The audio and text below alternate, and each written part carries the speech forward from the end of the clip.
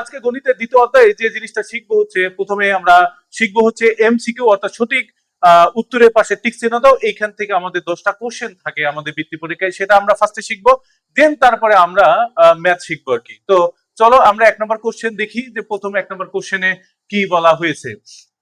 তো 1 নম্বর কোশ্চেনে এইখানে দেওয়া আছে হচ্ছে 12 -7 গুণন 2 -2 সমান কত। তো আমরা এইটা শেখার জন্য আগে তোমাদেরকে অবশ্যই এই টেকনিকটা মনে রাখতে হবে, বদমাস, যেটা যদিও বা আমি এর আগে তোমাদেরকে বলেছিলাম। বদমাস, বদমাস হচ্ছে কি ব্র্যাকেট, তারপরে এর, অর্থাৎ ব্র্যাকেট এর, তারপরে হচ্ছে ভাগ, তারপরে হচ্ছে গুণ, তারপরে যোগ, তারপরে বিয়োগ। তার মানে এই পর্যায়ক্রমিক আমাদেরকে সাজাতে হয়। প্রথমে ব্র্যাকেটের কাজ করতে হয়, দ্বিতীয় হচ্ছে ব্র্যাকেটের কাজ করার পরে তারপরে যদি এর কোথাও থাকে এর কাজ করতে হয়, তারপরে কি করতে হয়, ভাগের কাজ করতে হয়, তারপরে গুণনের কাজ করতে হয়, তারপরে যোগের কাজ করতে হয়, তারপর বিয়োগের কাজ করতে হয়। তার মানে আমরা প্রথমে ব্র্যাকেটে কি পাইলাম, বা ব্র্যাকেটে পাইলাম। তাহলে এখন যদি 12 থেকে যদি 7 মাইনাস করো তাহলে থাকবে কত, 5। তারপরে আমাদের কোনটা বলছে এর, কিন্তু এর ভিতরে কি এর আছে, নাই। তারপর ভাগের কাজ বলছে, ভাগ আছে নাই, কিন্তু গুণন আছে, তাহলে মানে গুণনের কাজ করতে হবে। এখানে কি এইটা গুণন 2, তো গুণন 2 করলে কত, -2। তার মানে 10 গুণন করলে এই দুটো গুণ করলে 10 -2, তার মানে 8। কোথায় আছে, এইটা আছে, খ নম্বর অ্যান্সার। আশা করি তোমরা এই কোশ্চেনটা বুঝতে পেরেছো। এবং 2 নম্বর কোশ্চেনে কি বলা হয়েছে, কয়টি 50 টাকার মিলে মিলে অর্থাৎ এখানে 2000 টাকা হয়, এখানে 2000 টাকা হয়, এটা বলা হয়েছে। তার মানে 50 টাকা মিলে, তাহলে কি সরাসরি ভাগ করে দাও, সরাসরি ভাগ করে দিলে উপরে 2000 লেখো, নিচে 50 লেখো। ওকে, এই শূন্য কেটে দাও, আমরা অলরেডি বলেছিলাম। তার মানে এইখানে প্রথম ঘরে যায় না, প্রথম ঘরে না গেলে সমস্যা নাই, তাহলে 2 ঘর মিলে নাও। 20-এর মধ্যে 5 কয়বার যায়, 4 বার যায়। তারপরে একটা 4 বার, এবং একটা আছে 0, 40, তাহলে 40। তার মানে 50টি যদি 40 টাকার 40টি যদি 50 টাকার নোট হয়, তার মানে মিলে হবে কত, আমার 2000 টাকা। তার মানে কোশ্চেন আছে কোথায়, এটা আমার অ্যান্সার। Okay fine. 3 নম্বর কোশ্চেনে আমাদের কি বলা হয়েছে, 3 নম্বর কোশ্চেন বলেছে জামিল 32 টাকা দিয়ে 4টি কলম কিনলো। জামিল কয় টাকাতে কলম কিনলো, 4। 32 টাকাতে কয়টা কলম কিনলো, 4টা কলম কিনলো। তাহলে মনে মনে বলো তো, একটা কলমের দাম কত, 4টা কলমের দাম যদি 32 টাকা হয়, তাহলে একটা কলমের দাম 4 দিয়ে ভাগ দাও, 8 টাকা, তাই তো। একটা কলমের দাম 8 টাকা পেলাম। ওকে, 15টি কলম কেনার জন্য কত টাকা লাগলো, তাহলে একটা কলমের দাম যদি 8 টাকা হয়, তাহলে একটা কলমের দাম 8 টাকা। তাহলে বলো তো, 15টি কলম অবশ্যই বেশি, কারণ উপরে ছোট সংখ্যা, নিচে বড় সংখ্যা। তার মানে উপরে যদি ছোট সংখ্যা থাকে, নিচে যদি বড় সংখ্যা, তাহলে কি হয়, গুণন হয়। কার সাথে গুণন হয়, আমার হচ্ছে লবের সাথে গুণন হয়। তাহলে 8 গুণন 15, তাহলে 8 15 কত হয় বলো তো, 120। অর্থাৎ তুমি 8-এর গড় নামতা পড়তে পারো, অথবা 15 গড়ের নামতা পড়তে পারো। বলো তো কোথায় 120 আছে, এই যে আমার এইখানে আছে 120, এটা আমার অ্যান্সার। ওকে, তোমরা বুঝতে পেরেছো।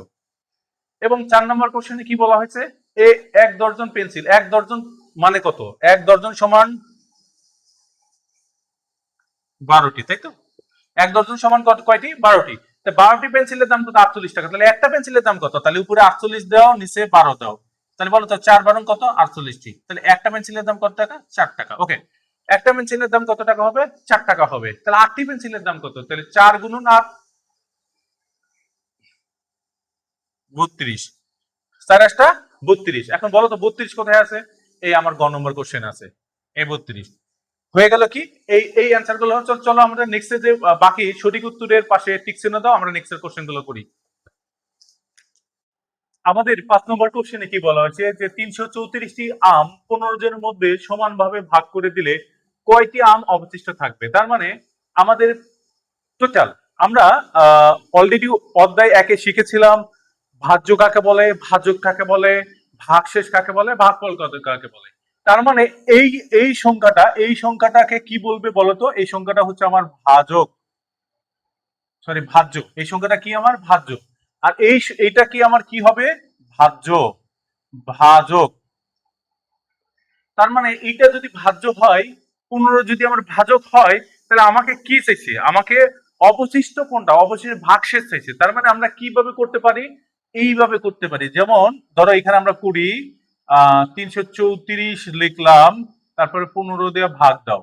তার মানে এই যে দুই গড় নাও, 33-এর মধ্যে 15 কয়বার যায়, 2 বার যায়। কারণ 2 বার গেল, 15 গুণন 15-র সাথে যদি আমি 2 গুণন করি, তাহলে 30, তাহলে আমি কত পাইলাম? 30 পাইলাম, তাই তো?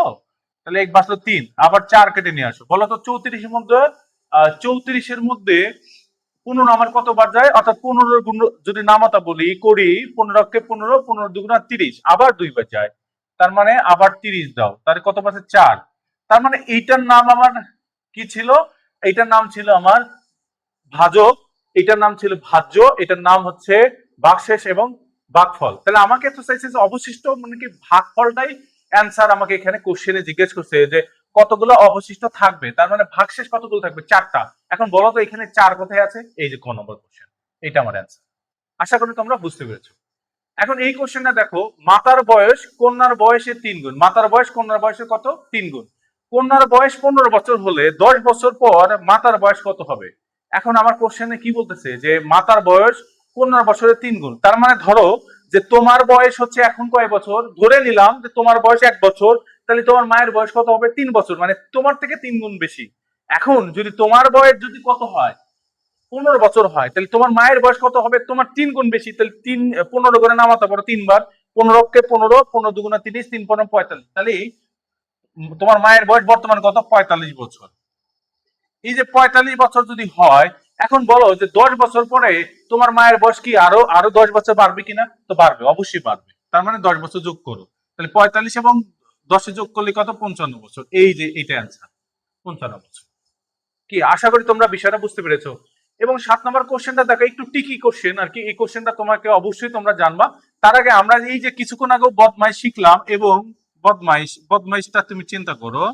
তো বদমাইশ হলে কি প্রথমে কিসের কাজ করতে হয়? ব্র্যাকেটের কাজ করতে হয়।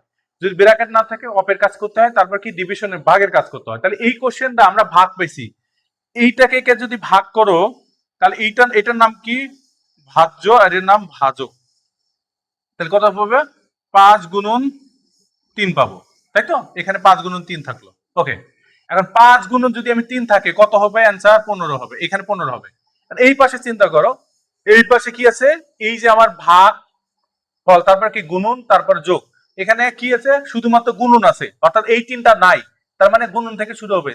তাহলে গুণন যদি করো 6 6 36, তারপরে -3, তাহলে কত হবে? এই পাশে আমার 30 হবে। এখন বলো তো যে এই 15 বড় নাকি 30 বড়? অবশ্যই 30 বড়। তার মানে আমরা 1 নম্বর যখন অধ্যায় করায়, অধ্যায় নম্বর প্রথম, তখন বলছিলাম যে এই মুখ যেদিকে থাকবে এটা বড় সংখ্যা, আর এদিকে ছোট সংখ্যা, তাই তো? তার মানে এই যে ছোট সংখ্যা এদিকে, এখানে এই মুখটা, এই হাত এদিকে থাকে বড় সংখ্যা। এখন বলো তো যে কোনটা হবে? অ্যান্সার কোনটা হবে? অ্যান্সার কোন দিকে? তাহলে এই পাশে এটা কি? এটা তো অবশ্যই ছোট সংখ্যা, আর এটা কি সংখ্যা? বড় সংখ্যা। তার মানে হাটা কোন দিকে আমার থাকা উচিত? এই দিকে থাকা উচিত, তাই তো? তাহলে এখন এই দিকে আছে কোথায় বলো তো? এইটা, এটা অ্যান্সার। এটা কেন হবে না? কারণ এই দিকে এটা যদি চিন্তা করি, তাহলে আমার এটা বড় সংখ্যা হতো আর এটা ছোট সংখ্যা হতো। আমার তো হচ্ছে না, মানে কন্ডিশনও মিলতেছে না। এবং এইটা যদি দিই, কেন হবে না? কারণ এইটা সমান অবশ্যই। তাহলে এই পাশেও 30 হইলে আর এই পাশেও 30 হইলে আমার এইটা কন্ডিশন মিলতো, এটাও হচ্ছে না। আর এইটা মানে কি? এই পাশে সমান হবে অথবা এই পাশে ছোট হবে অথবা সমান হবে। ঠিক আছে, এই পাশে ছোট আছে, এইটা আমরা মেনে নিলাম, কিন্তু সমান কি আছে? নাই। এই জন্য এটা হচ্ছে না। আমার অ্যান্সার ক। এবং 8 নম্বর, সর্বশেষে আমাদের সঠিক উত্তরের পাশে টিক চিহ্ন দাও। 8 নম্বর কোশ্চেনে কি বলা হয়েছে? যে খোলা, অর্থাৎ খোলা বাক্যর উদাহরণ কোনটি? খোলা বাক্য দেখো, প্রত্যেকটাই আমরা জানি যে 4 গুণন 6 যোগ করলে 24 হয়। ওকে, এটা তো নর্মালি জানি। এই কোশ্চেনটা চিন্তা করো যে 8 এর সাথে 2 ভাগ দিলে 4 হয়, এটাও নর্মাল, ঠিক আছে। 4 এর সাথে 4 গুণে 16 হয়, এটাও ঠিক আছে। বাট এইখানে একটা কোশ্চেন বলছে যে 4 এর সাথে কত গুণ করলে 16 হবে। এই ক দেওয়া আছে, কর মান কি তুমি বেসিক্যালি তুমি খুলে মানে দেখতে পাচ্ছি না। এই যেহেতু দেখতে পাচ্ছি না, এটাই আমার খোলা বাক্য। তার মানে আমার খ নম্বর কোশ্চেনটা খোলা বাক্য।